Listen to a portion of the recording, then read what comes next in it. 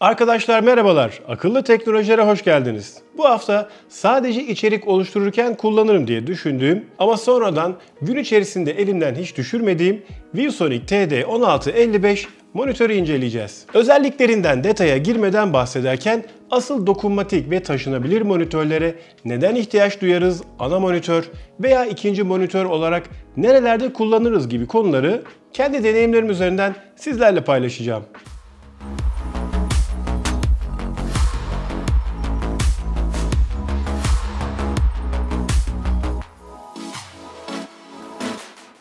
Başlamadan önce kanalda projeksiyon veya monitör gibi incelemelerin haricinde monitör aldıktan sonra sizleri webcam maliyetinden kurtaracak birbirinden farklı ve ilginç ipuçları da bulabilirsiniz. Linklerini açıklamalara ekledim. ViewSonic TD1655 monitörün incelemesine ise çok fazla teknik detaya girmeden özellikleriyle başlayalım. Paket içeriğinden taşınabilir ve dokunmatik özelliklere sahip monitörümüz, manyetik özellikle ekran kılıfı, ses ve görüntü aktarımını sağlayan bir ucu HDMI, diğer ucu mini HDMI kablo, ses ve görüntünün yanında güç dağıtımı ve dokunmatik veri iletimi de sağlayan biri tip C'den tip C'ye, diğeri ise tip A'dan tip C'ye kablolar ve yine tip C girişi bulunan şarj adaptörü çıkıyor. Monitörün arkası yekpare sağlam metal kasadan, ekranı ise anahtarla çizilmeye bile dayanıklı sağlam malzemeden üretilmiş. Dolayısıyla çantanıza kolaylıkla atıp yanınızda her yere endişe duymadan rahatlıkla götürebileceğiniz 1 kilo gibi oldukça hafif bir yapıya da sahip. Üzerinde 2 adet tip C, 1 adet mini HDMI ve 1 adet ses girişi bulunuyor. Monitörün ekran ayarlarını arkada hem basma hem de joystick özelliği bulunan düğmesi ile yapabiliyorken altında ayrıca 0.8 wattlık mütevazi sayılan hoparlör de bulunuyor. Teknik özelliklerine gelirsek de monitörün boyutu 16 inç ancak kullanılabilir görüntü alanı 15.6 inç büyüklüğünde. IPS panel tipine sahip ekranın çözünürlüğü 1920'ye 1080p yani Full HD. 6 bit gerçek renk alan derinliğine, 250 nits parlaklığa, 60 Hz tazeleme ve 6.5 milisaniyelik tepki hızlarına sahip. Dokunmatik özelliği de bulunan cihaz bunu en fazla 10 noktadan algılayabiliyor. Eğer benim gibi dokundukça ekranda parmak izi görmekten hoşlanmıyorsanız her yerden rahatlıkla bulabileceğiniz stylus kalemleri de kullanabilirsiniz. Monitörün içerisinde yerleşik batarya bulunmuyor ancak tip C girişler üzerinden hem ses ve görüntü paylaşımı hem bağladığınız ana cihaz destekliyorsa dokunmatik kontrolü hem de güç aktarımını aynı anda sağlayabiliyor.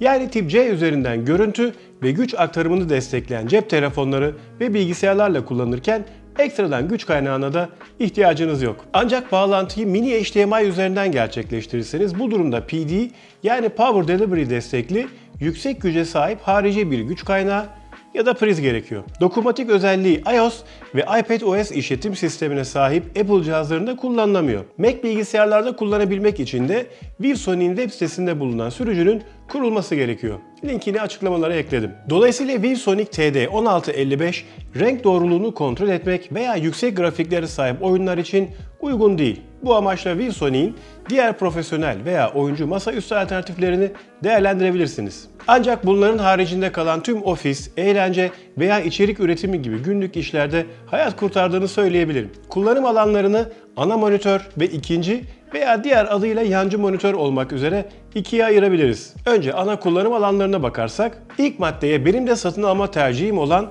kamera ile çekim yaparken kadrajı büyük ekranlı ve portatif bir çözümden takip etmeyi koyabiliriz. Dolayısıyla 15.6 inçlik ekrandan hem daha fazla detayı görebiliyor hem de ince ve hafif yapısı ile kurulumda beni uğraştırmıyor. Kamerayı mini HDMI portundan bağlarken arada HDMI'den mini HDMI'ye dönüştürücü kullanıyorum. Monitöre ihtiyaç duyduğu elektrik gücü için de powerbank bağlıyorum. Dışarıda bir işim olduğunda artık yanıma sağlam gövdesi, kolay kolay çizilmeyen ekranı ve taşınabilirliği ile TD1655 monitörü alıyorum. Kullanması da oldukça pratik çünkü sadece bir Android telefon ve kutu içerisinden çıkan iki ucu tip C kablo yeterli. Eğer yazı yazacaksanız da Bluetooth üzerinden küçük bir klavyede bağlayabilirsiniz. Bu senaryoda monitör gücü cep telefonundan alacağından ekstradan bir güç kaynağına da ihtiyaç duymuyor. Böylelikle cep telefonu içerisindeki projelerinizi, sunumlarınızı paylaşabilir veya ofis işlerinizi sanki bir bilgisayar kullanıyormuş gibi tamamlayabilirsiniz. Samsung'un S serisi, Note serisi veya A serisinin bazı modellerinde bulunan DeckStation özelliği sayesinde cep telefonunuza Bluetooth ile klavye ve fare de bağlayarak masaüstü bilgisayara dönüştürebilir ve tüm işlerinizi sanki bir bilgisayar kullanıyormuş gibi gerçekleştirebilirsiniz. DeckStation hakkında bir sene önce bir bölüm yapmıştım. Merak edenler için linki açıklamalara ekledim. Bu nedenle ilginizi çekiyorsa takipte kalmaya devam edebilirsiniz. iPhone'larda Lightning girişi bulunduğundan arada adaptör kullanarak HDMI kablosuna ve güç kaynağına ihtiyacınız var. Bir de bu cihazlarda dokunmatik özelliği şimdilik desteklenmiyor. Dikey ve yatay kullanım iPhone'larda da geçerli ve yine tüm işlerinizi buradan da halledebilirsiniz. Eğer Bluetooth destekleyen bir oyun kumandanız varsa da bu durumda telefonunuzu sadece Tip-C girişinden bağlayarak büyük ekranda oyun oynamanın keyfini de yaşayabilirsiniz. Eğer harici oyun kumandası destekleyen oyun alternatiflerini merak ediyorsanız da açıklamalardaki paylaşımlarıma göz atabilirsiniz. Benim gibi merak edenleriniz mutlaka olacaktır. PUBG maalesef hala harici kumanda desteği vermiyorken Fortnite'da oyun kolu kullanılabiliyor. Bu arada oyun oynamak için sadece mobil cihazlarınız ile sınırlı değilseniz HDMI üzerinden PlayStation veya Xbox'ta bağlanabiliyor. Aynı şekilde film seyretmek için de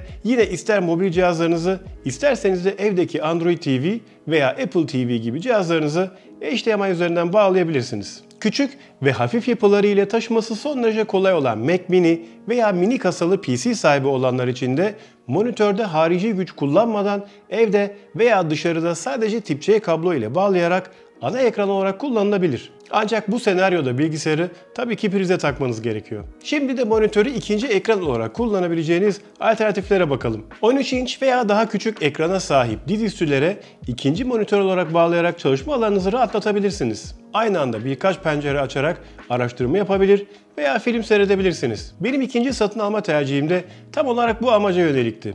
13 inç gibi küçük sayılacak bir ekranda içerik oluştururken ikinci monitörü videolarımın ön izlemesini yapabilmek için kullanıyorum. Böylelikle hem ön izlemede daha fazla detayı yakalayabiliyor hem de ana bilgisayarımda rahatlayan kurgu ekranında daha rahat çalışabiliyorum. YouTube veya Twitch gibi sosyal medya platformlarından canlı yayınlar yapanların da hayatını kurtarıyor çünkü ikinci monitör olarak ister sohbet sekmesini isterseniz de izleme ekranınızı buraya yansıtabilirsiniz. Sonuç olarak ViewSonic TD1655 gibi taşınabilir ve dokunmatik monitörler aslında özel kullanıcılara hitap eden ürünlermiş gibi görünse de içerik üreticiler, ofis çalışanları, sosyal medya yayıncıları, proje veya sunum yapanlar veya hepsinden de önemlisi sürekli dışarıda çalışmak zorunda kalan geziciler gibi oldukça geniş yelpazedeki kullanıcıların hayatını kurtarıyor diyebilirim. Fiyatları doların ve vergilerin durumuna göre sürekli değiştiğinden açıklamalara eklediğim link üzerinden güncel bilgilere ulaşabilirsiniz. Peki sizler dokunmatik ve taşınabilir özelliğe sahip benzer monitörler kullanıyor musunuz? Veya satın almayı düşünür müydünüz?